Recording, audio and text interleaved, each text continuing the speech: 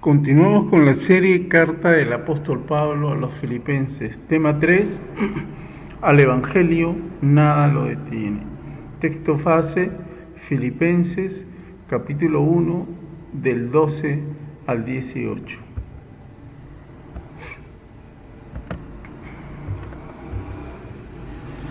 El avance del Evangelio no depende de los predicadores, sino de Dios.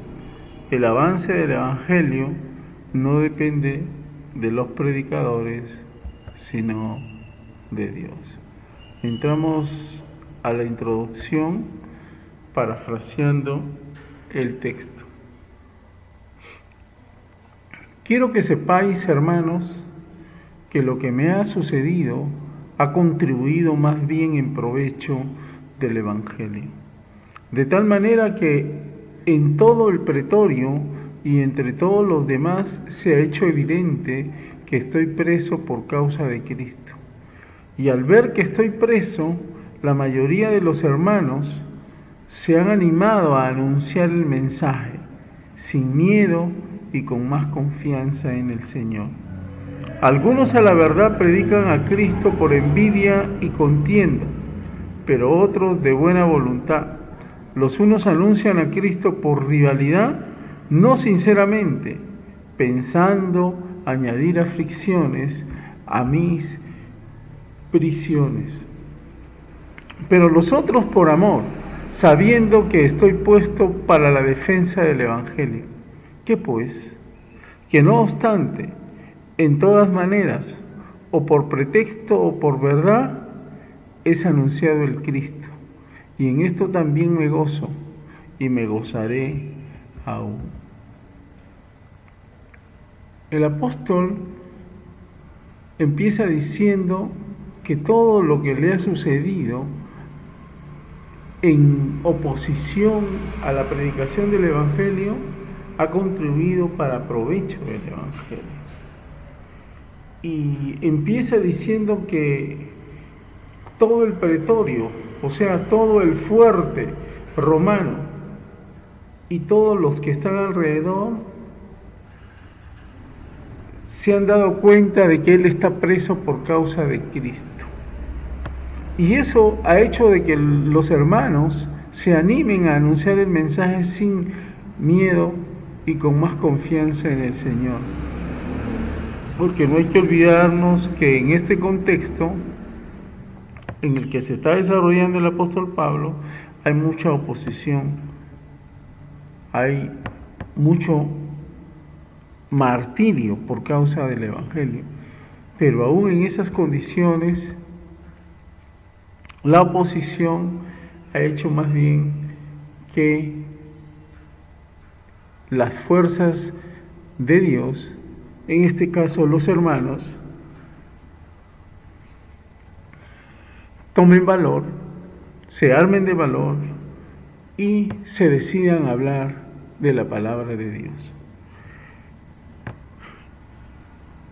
El desarrollo lo estamos dividiendo en dos partes, porque los versículos son del 12 al 18 y del 12 al 14 estamos como en desarrollo poniendo creciendo en la adversidad.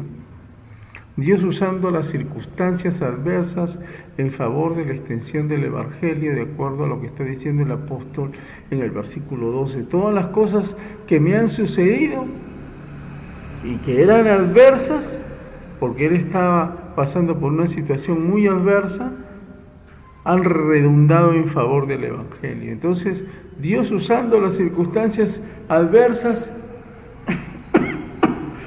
en favor de la extensión del Evangelio. A pesar de las presiones del apóstol, estas contribuyen para que se difunda que está preso por causa de ser siervo de Dios y de anunciar la buena nueva de salvación en Jesús el Cristo. Que se difunda, que se haga a conocer que las prisiones del apóstol es por causa de ser siervo de Dios y por anunciar las buenas nuevas de salvación en Jesús. Y entonces lo están viendo como un peligro, y por eso es de que él está sufriendo prisiones. Y también evidentemente porque detrás de todo este imperio está sencillamente el enemigo de Dios, Satanás, que el Señor lo reprenda, manipulando a esta gente, a pesar de que ellos puedan decir que no, porque no se dan cuenta y no tienen discernimiento, son prácticamente marionetas en manos de los demonios. Pero a pesar de eso, Dios utiliza las circunstancias adversas en favor de la extensión del Evangelio. El conocer de que aquí se está cometiendo una grave injusticia hace sencillamente de que se difundan las buenas nuevas de salvación en ese contexto en que está ocurriendo esta injusticia. Y entonces los santos y fieles, al ver que las circunstancias adversas que vive Pablo abonan en favor de la predicación del Evangelio de Jesús el Cristo, se arman de valor para hablar la palabra de Dios. En medio de la adversidad, no hay que olvidarnos que Dios está con nosotros, que su Santo Espíritu está con nosotros, y que sencillamente nosotros podemos armarnos de valor para hablar la palabra de Dios. Ya será el Espíritu Santo quien nos ayudará en la predicación, quien sencillamente nos dará las palabras, nos dará los argumentos, convencerá al oyente de pecado, de justicia y de juicio. De pecado, porque todo ser humano está en pecado.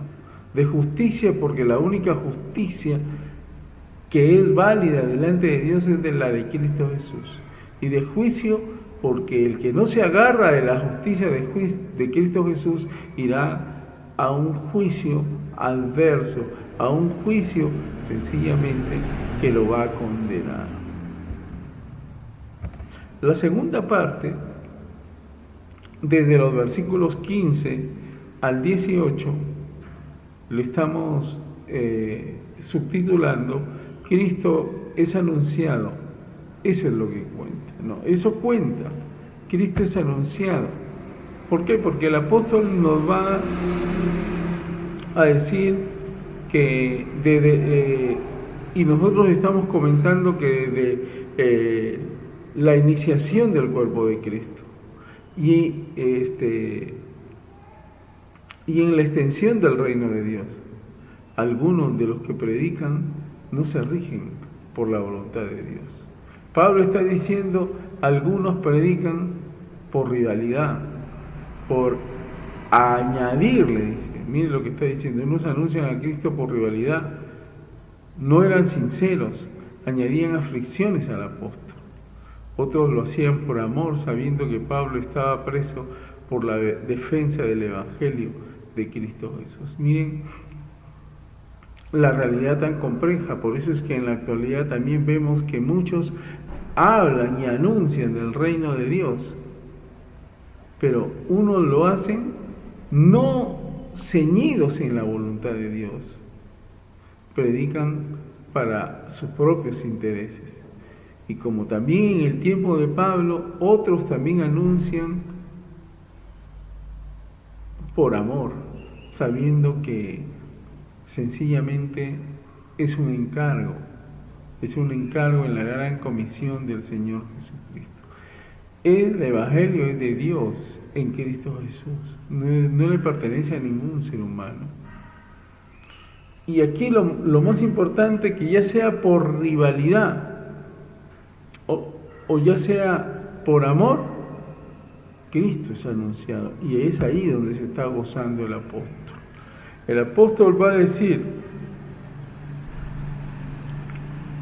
de todas formas, por pretexto o por verdad, Jesús el Cristo es anunciado. Por pretexto o por verdad, Jesús el Cristo es anunciado. Y eso es lo más significativo, produciendo gozo en el apóstol. Y nosotros también tenemos que decir lo mismo. porque hay muchos que han salido por el mundo para hablar de Cristo, pero un gran número, un gran porcentaje de los que salen a predicar y lo mencionan a Cristo, no se rigen según la voluntad de Dios, sino se rigen en función a sus propios intereses. Y ahí vemos en el momento actual, hablemos del momento actual, algunos que predican el evangelio verdadero, pero hay otros que han tergiversado el evangelio. Hay otros que sencillamente están corrompiendo el evangelio. Se habla de un evangelio de prosperidad, el cual Cristo nunca habló. Se habla de un evangelio sencillamente, puramente orientado a hacer señales y milagros, y el Señor Jesucristo nunca habló de eso al pueblo gentil. Y nuestro apóstol, en el caso de Pablo, sencillamente nuestro apóstol va a decir que la predicación de los gentiles es a través de la locura de la cruz de Cristo y no a través de los milagros ni las señales. Finalmente, vamos a sacar 3 aplicaciones básicas, muy importantes, que es necesario que como iglesia las recordemos o las tengamos presentes. La adversidad no puede detener el avance del Evangelio de Cristo Jesús. ¿Por qué? Porque Dios es vencedor. Y cualquier adversidad, cualquier oposición, si estamos ministrando con el mismo poder que ha levantado a Jesús de los muertos, si así estamos ministrando con el mismo poder que lo ha elevado a lo sumo y le ha dado un nombre que es sobre todo nombre, si nosotros estamos ministrando con ese poder, ninguna adversidad podrá detener el avance del Evangelio de Cristo Jesús. En segundo lugar, iglesia, debes de conocer la verdad de una injusticia contra un siervo de Dios favorece la difusión del Evangelio de Jesucristo. ¿Por qué hubo un movimiento reformado en el siglo XVI que dio frutos? ¿Por qué hubo un movimiento reformado en el siglo XVI que dio fruto? Porque hubo injusticia. Porque una sola persona o un conjunto de personas hablaron de volver a la Biblia.